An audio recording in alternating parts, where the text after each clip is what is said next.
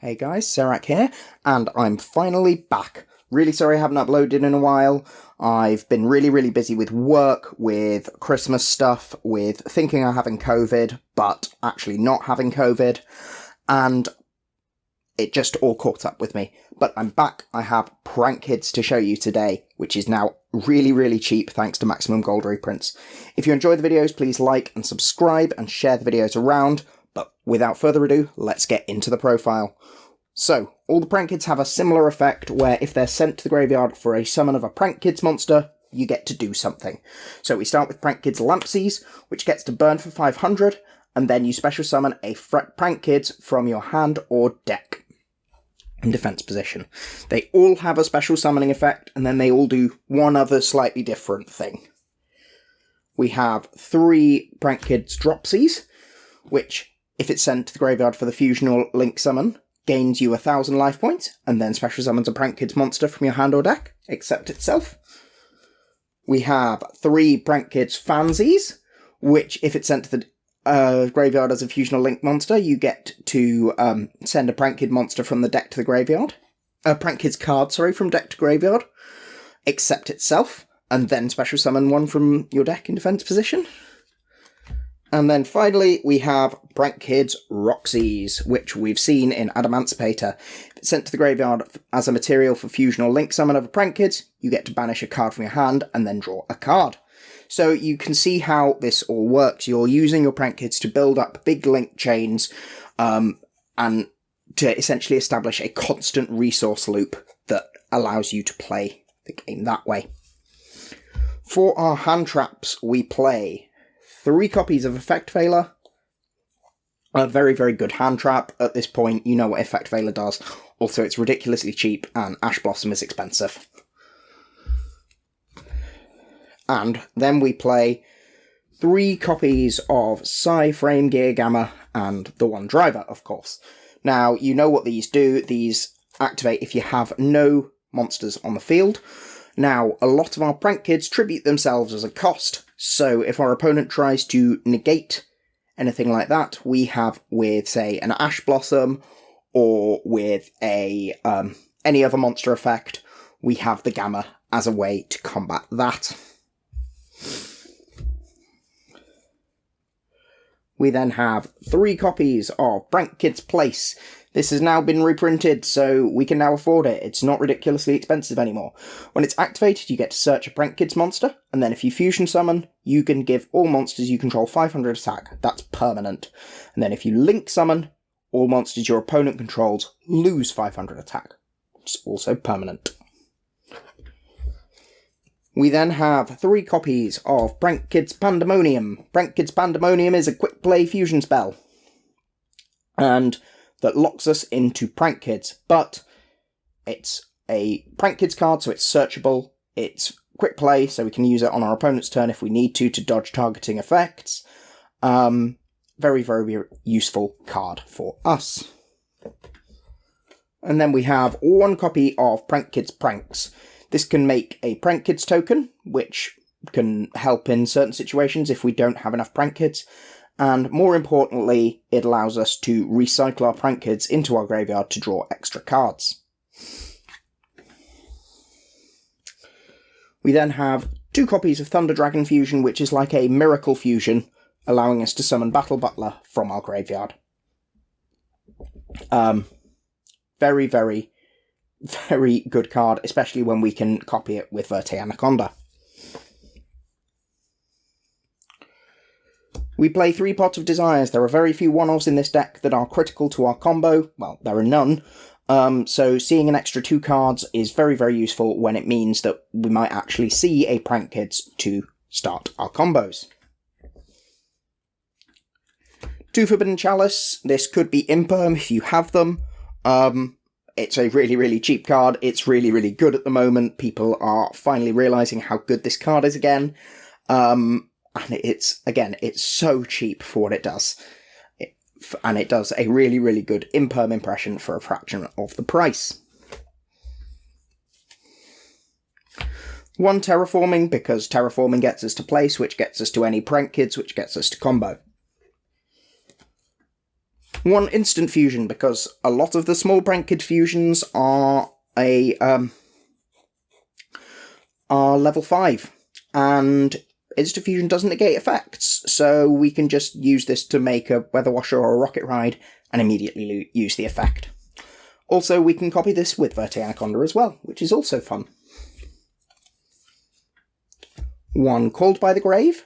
Again, very, very useful card. This deck hates Ash Blossom with an absolute passion, so we need to play the out to Ash Blossom.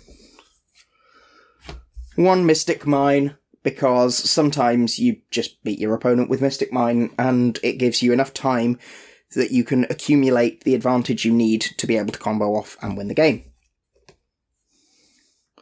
1 Monster Reborn, generic extender is good. This deck locks you into prank kids. You're mainly only making prank kids throughout a lot of the time, and sometimes it's just the extra name you need to be able to make another prank kids link or fusion. And then finally, to round out the deck, we have 2 Solemn Strike. I was trying to figure what we should put in the last couple of slots. I was toying with cards like Twin Twisters, with playing Infinite Impermanence, but I wanted something generic and cheap, and Solemn Strike is just the best all-round trap in the game at the moment, I think.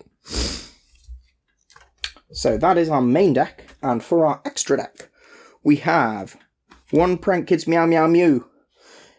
Meow Meow Mew is the card that makes Prank Kids really good, because it's a link 1, which is so important for Prank Kids, and the fact that this card is at 1 is very, very sad.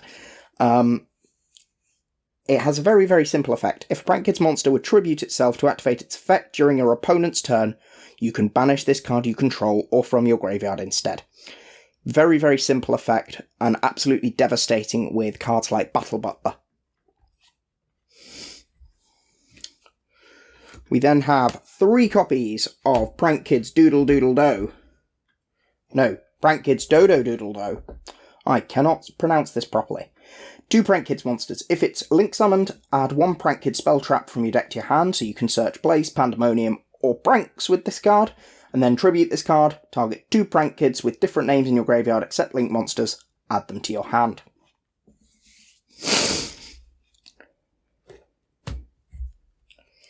We then have 2 copies of Prank Kids Bow Wow Bark.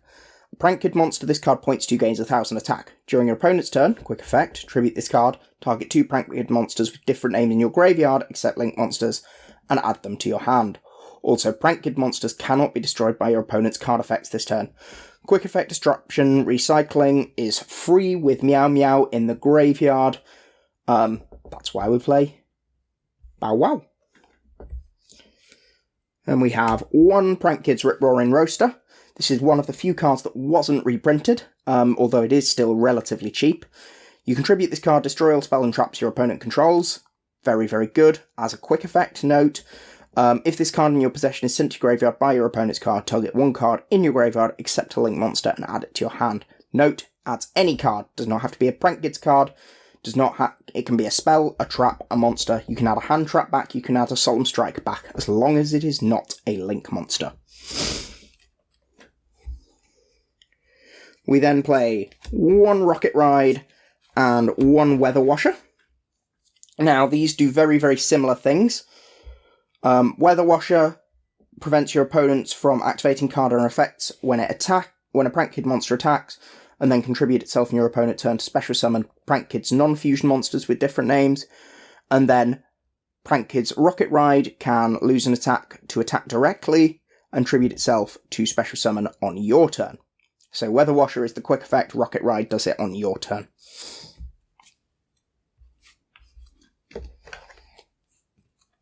We then have 2 copies of Prank Kids Battle Butler. Now, Battle Butler is your big boss monster. It's fusion with Lampsies, Dropsies, and Fansies, so the 3 original Prank Kids. Poor Roxy's is left out. Must be fusion summoned. You contribute this card, quick effect, destroy all monsters your opponent controls. That is not once per turn. That is not once per turn. If you have a Meow Meow, you can use this twice per turn because you can banish the Meow Meow and then you contribute the Battle Butler. So you get 2 board nukes. And it's got 3k attack. And if it's destroyed and if it's sent to the graveyard by your opponent's card, you get to special summon a non-fusion monster in your graveyard. This card is really, really good. This card is how you win games. A board newt is always good, and the ability to do it twice and float is also incredibly, incredibly strong. For our generic links, we have one Verti Anaconda. I've mentioned that sending Thunder Dragon Fusion with this or Instant Fusion is hilarious and allows you to get a lot of combos started with slightly suboptimal hands. We then have a classic Nightmare package. You know what these cards do. Sometimes you just need generic outs to things, and these do a fabulous job of doing that. And then finally, because you always need something to end the game, we play the One Borrowed Sword Dragon. Now, yes, this ideally is access code. We can't afford access code. It's still too expensive, even with the maximum gold reprint.